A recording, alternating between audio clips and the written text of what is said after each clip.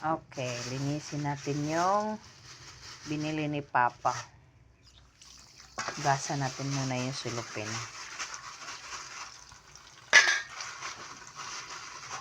Para hindi mabaho, hindi malansa din eh.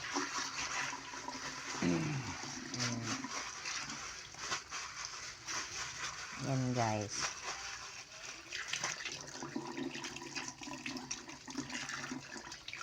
Gasan natin yung ano ni Papa.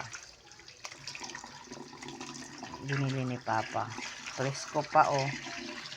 Presko pa yung pusit na binili ni Papa oh. Gusto niya talaga to. Favorite niya to. Yan oh. Ako magluluto nito ng masarap at adobo. Adobong pusit. Ayan oh. Yan, paluto ni Papa yan.